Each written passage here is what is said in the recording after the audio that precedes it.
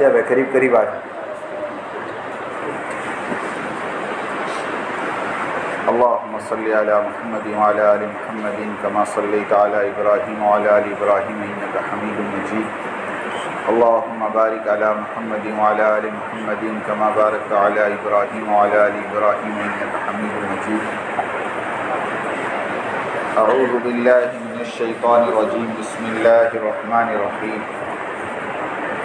قل هذه سبيلي أدعو إلى الله على بصيرة أنا ومن اتبعني. صدق الله مولانا العظيم. محترم بزرگوں، دوستوں اور عزیزوں، اللہ رب العزت کا بہت بڑا احسان ہے، کرم ہے کہ اللہ پاک نے مجھے اور آپ کو حضرت محمد صلی اللہ علیہ وسلم کی امت میں پیدا فرمایا. جس طرح ساری مخلوقات میں انسان کو اللہ نے اشرف المخلوق بنایا ہے اور انسانوں کے اندر اللہ نے ایمان والوں کو افضل بنایا ہے، اسی طرح سارے ایمان والوں کے اندر اللہ پاک نے اس امت کو بہترین امت بنایا ہے. اس امت کا یہ مقام ہے کہ یہ سب سے آخر میں دنیا میں آئی ہے، لیکن جنت میں سب سے پہلے جائے گی. اللہ کے نبی کا فرمان ہے جس کا خلاصہ ہے کہ ساری قوموں پر جنت حرام ہے جب تک میری امت جنت میں داخل نہ ہو، اور سارے نبیوں پر جنت ممنوع ہے جب تک اللہ کے نبی جنت میں داخل نہ ہو. تو یہ اللہ پاک نے ہم سب کو ایک مقام دیا ہے، اور قرآن میں اللہ پاک نے میری اور آپ کی تعریف فرمائی، کنتم خیر امہ، کہ تم بہترین امت ہو.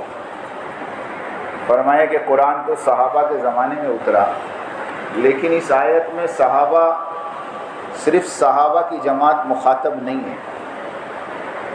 علماء فرماتے کہ اگر صحابہ مخاطب ہوتے تو اللہ انتم خیر امہ کہتے ہیں، لیکن اللہ نے انتم کو کنتم میں تبدیل کیا کہ تم سارے کے سارے خیر امت ہو. تو اللہ پاک نے ہماری بہتری فرمائی. اور پھر حضرت عمر رضی اللہ تعالیٰ عنہ کا قول ہے، یہ حضرت عمر رضی اللہ تعالیٰ عنہ وہ ہستی ہے جس کے بارے میں اللہ کے نبی نے فرمایا لو کان نبی آبادی لکان عمر، کہ میرے بعد اگر کوئی نبی ہوتا تو عمر ہوتا، جن کی زبان پر قرآن بولا کرتا تھا. عجیب بات ہے، یہ اس امت کا ملہم ہے.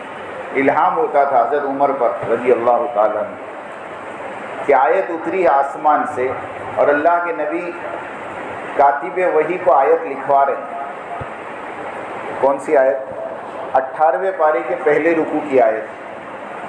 ثم خلقنا النطفة علقا فخلقنا العلقة مضغة فخلقنا المضغة عظاما فكسونا العظام لحما ثم انشأناه خلقا آخر.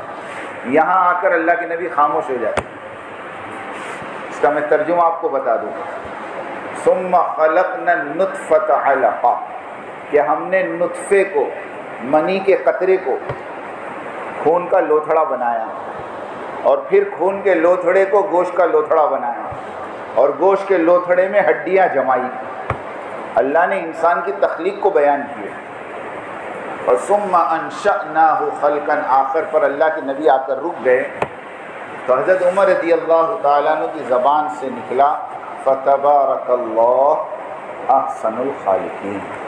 بڑی برکت والے اللہ ہیں جو اتنا اچھا بناتے ہیں. وہ تو عربی جانتے تھے. اللہ کے نبی نے فرمایا عمر اس کے بعد یہی ہے،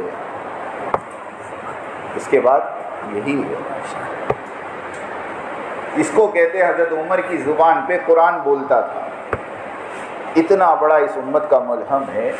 وہ حضرت عمر رضی اللہ تعالیٰ عنہ فرما رہے ہیں کہ بغیر دعوت کے، سننا یہ جملہ، بغیر دعوت کے یہ امت خیر امت ہو ہی نہیں سکتی. اور دلیل میں یہ آیت پیش کی، قل ھذہ سبیلی ادعو الی اللہ علی بصیرۃ انا ومن اتبعنی، کہ اللہ خود اپنے نبی سے کہلوا رہے ہیں اے نبی جی آپ کہہ دیجئے یہ میرا راستہ ہے، میں لوگوں کو اللہ کی طرف بلاتا ہوں بصیرت کے ساتھ، اور میں بھی اور جو میری اتباع کرے وہ بھی.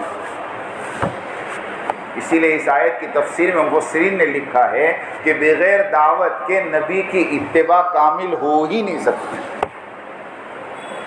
بغیر دعوت کے نبی کی اتباع کامل ہو ہی نہیں سکتی۔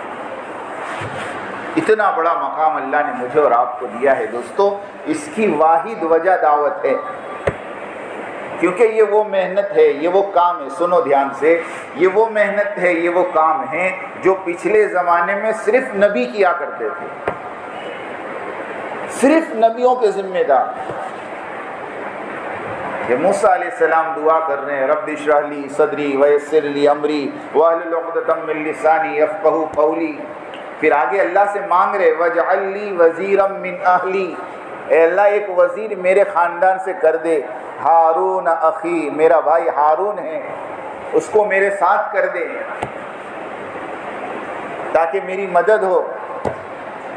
دوسری جگہ اللہ حضرت موسیٰ علیہ السلام خود کہہ رہے ہیں کہ اللہ میرا ہارون ہوا اخی ہارون ہوا افصح منی لسانہ، اس کی زبان میں فصاحت ہے، میری زبان میں لکنت ہے، فارسلہ معی، اس کو میرے ساتھ بھیج دے، رد ان یصدقنی، تاکہ وہ میری تصدیق کرے، میں فرعون کے پاس جا رہا ہوں، انی اخاف ان یکذبون، میں ڈرتا ہوں کہیں فرعون مجھے نہ جھٹلا دے۔ اب اللہ سے مانگ رہے کس کو؟ بھائی ہارون کو اپنے ساتھ کے لیے، اور اللہ رب العزت ہارون کو ساتھ میں نہیں کر رہے ہیں، پہلے حضرت ہارون کو علیہ السلام بنا رہے ہیں کہ ٹھیک ہے آپ کے کہنے پر ہم ہارون کو بھی نبوت دے دیتے ہیں، اور دونوں کو بھیجا۔ یہ سارے واقعات اس بات کے شاہد ہیں کہ پچھلے زمانے میں دعوت صرف نبیوں کے ذمے تھی، لیکن اللہ کا کتنا بڑا احسان ہے کہ اللہ نے یہ محنت آج ہمارے تمہارے ہاتھوں میں دے دی۔ بلغوا عنی ولو آیا، یہ آیت ہے، بلغوا، یہ حدیث ہے، بلغوا عنی ولو آیا، کہ میری ایک بات بھی اگر تم جانتے ہو تو اس کو دوسرے تک پہنچاؤ۔ تبلیغ کے لیے کوئی کامل اور مکمل عالم ہونا ضروری نہیں، بلکہ جتنا علم تمہارے پاس ہے، جتنی جانکاری تمہارے پاس ہیں، اس کو تم آگے چلتا کرو، اللہ اس علم میں برکت دیں گے، وہ علم اللہ تمہارے لیے نجات کا ذریعہ بنائیں گے۔ اس لیے یہ بات طے ہے میرے دوستو، میرے اور آپ کی زندگی کا مقصد اور میرے اور آپ کی حیات اور اس کا جو وظیفہ ہے، حیات کہتے ہیں اس کو، کہ زندگی کا جو وظیفہ ہے وہ صرف اور صرف دعوت ہے۔ آپ کہو کہ قرآن تو کہتا ہے وَمَا خَلَقْتُ الْجِنَّ وَالْإِنسَ إِلَّا لِيَعْبُدُونِ، بے شک کوئی شک نہیں اس میں کہ انسان اور جناتوں کو اللہ نے عبادت کے لیے پیدا کیا، اور ہماری پیدائش کا مقصد عبادت ہی ہے، لیکن انسان ہونے کے ناطے ہمارے ذمہ عبادت ہے، اور امت محمدیہ کا امتی ہونے کے ناطے ہمارے ذمہ دعوت ہے۔ ہمارے کلمے کے دو حصے ہیں، ایک کلمہ لا الہ الا اللہ اور دوسرا حصہ محمد لا الہ الا اللہ کے ذریعے عبادت اور محمد رسول اللہ کے ذریعے۔ اب یہ دعوت ہم سب کو چل پھر کر محنت کرنی ہے۔ اب اس کے لیے اللہ پاک نے یہ آسان شکل دعوت کی مبارک محنت چلائی، 100 سال سے اللہ پاک نے محنت چلائی۔ اس محنت کے اثرات، اس محنت کے نتائج، اس محنت کے فوائد آج ہماری آنکھوں کے سامنے ہیں، اس کو بیان کرنے کی کوئی ضرورت نہیں ہے، ہر آدمی اس محنت کے نفع کو محسوس کر رہا ہے۔ سمجھ میں آئی بات؟ ہر آدمی اس محنت کو جانتا ہے۔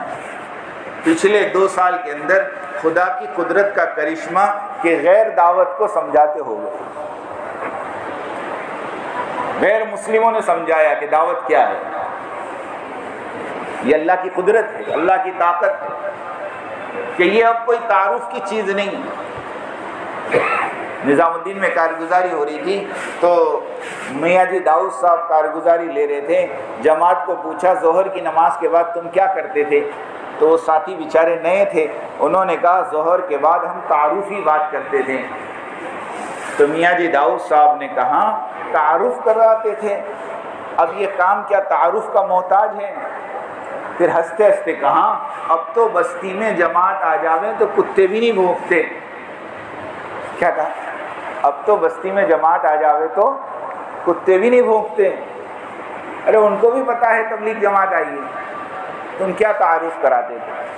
تو تعارف کا محتاج نہیں ہے، کام کے نفع کھل کے سامنے۔ وہ لوگ جو رات بھر، احمد آباد کی میری آنکھوں کے سامنے میں آپ کو نمونے لے جا کر بتاؤں، وہ لوگ جو رات بھر نشے کی حالت میں رہتے، جس نے زندگی میں کبھی جمعہ نہیں پڑھی، ابھی میں لے جا کر ان کی ملاقات کراؤں گا، آپ حیران ہو جاؤ گے۔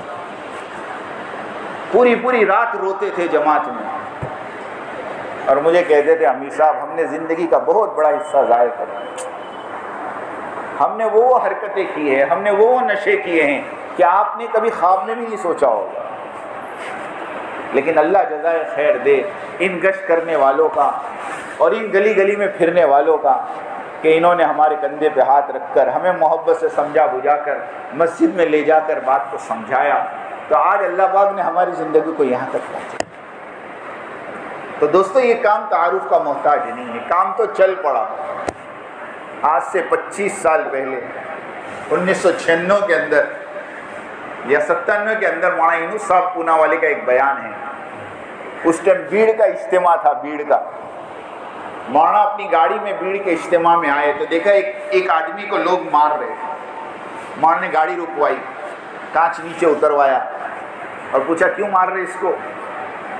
تو لوگوں نے کہا کہ حضرت یہ پمفلیٹ بانٹ رہا اور اس پمفلیٹ میں لکھا ہوا ہے بیڑ اجتماع میں مت جاؤ۔ کیا کہا؟ بیڑ اجتماع میں؟ مولانا یونس صاحب پونا والے نے ہنستے ہنستے کہا اس کو چھوڑ دو، یہ اپنا کام کر رہا۔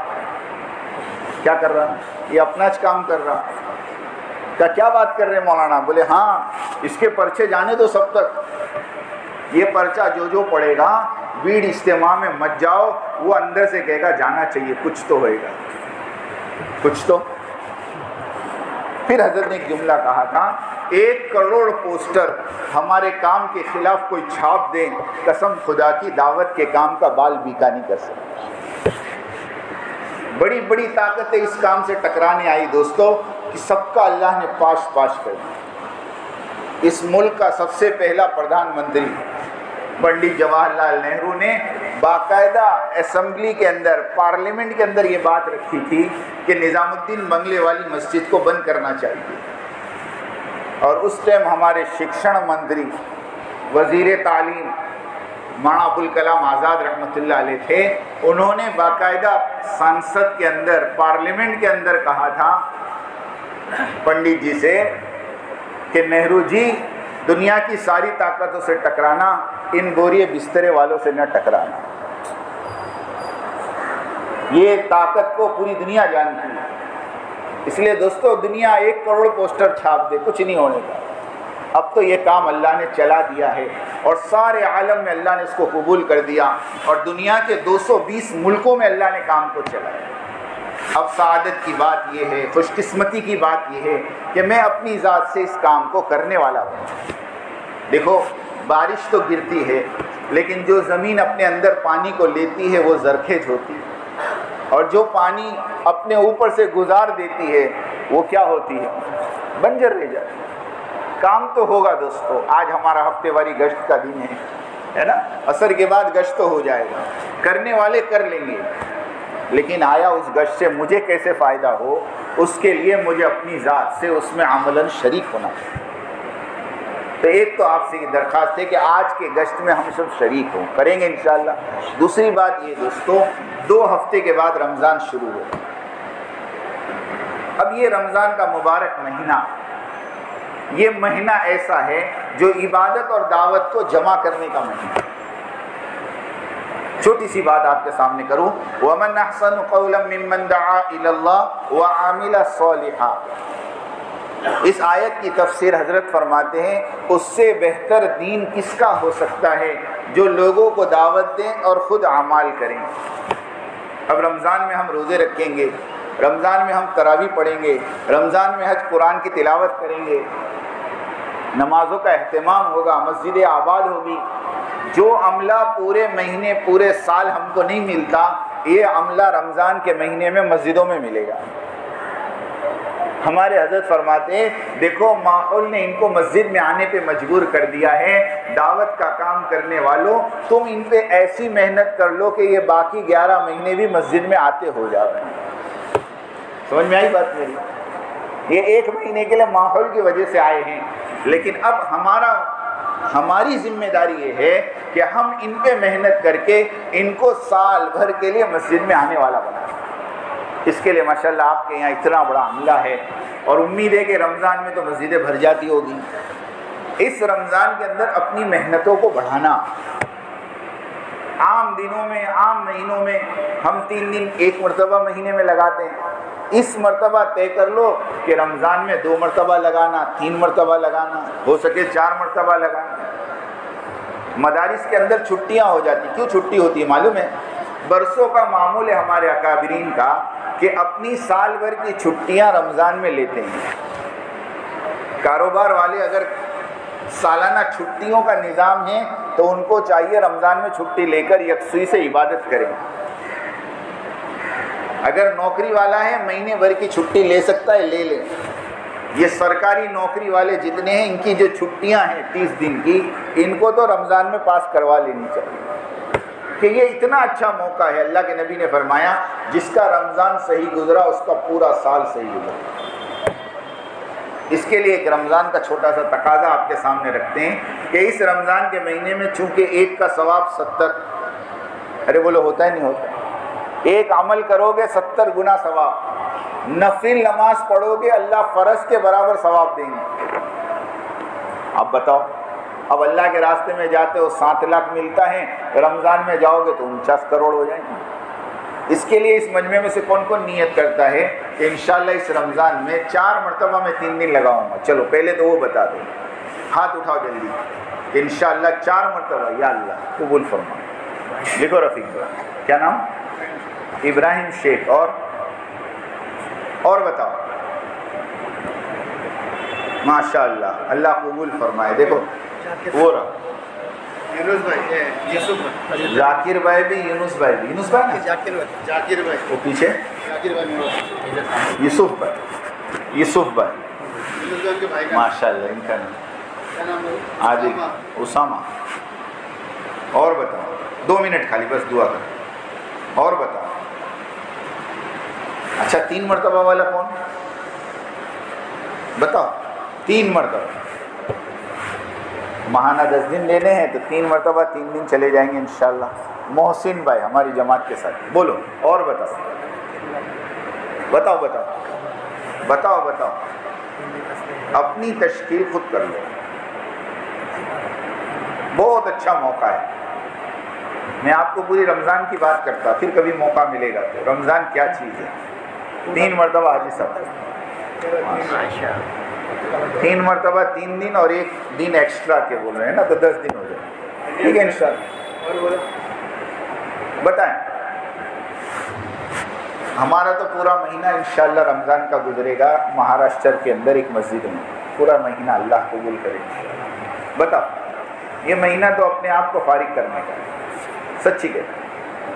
حدیث ہے، آخری حدیث سنا دو آپ کو۔ اللہ کے نبی نے ممبر پہ قدم رکھا اور فرمایا آمین۔ صحابہ نے پوچھا کیا بات ہوئی؟ تو کہا میرے سامنے جبرائیل آئے اور جبرائیل علیہ السلام نے کہا ہلاک ہو جائے وہ شخص جس کو رمضان کا مہینہ ملے اور وہ اللہ سے اپنی مغفرت نہ کرے۔ اب بتاؤ، اگر رمضان بھی غفلت کے ساتھ گزار دیے تو ہلاکت تو نبی کر رہے ہیں، بدعا نبی کی ہیں اور آمین سید الملائکہ کی، کیا بچے گا؟ اچھا 2 مرتبہ والے بتا دیں۔ ماشاءاللہ، دیکھو کتنے 2 مرتبہ والے۔ رفیق بھائی یہ سب وصول ہونا چاہیے، گندا ہو جائے اسامہ ہے نا۔ مبین یاد نہیں آ رہا، یونس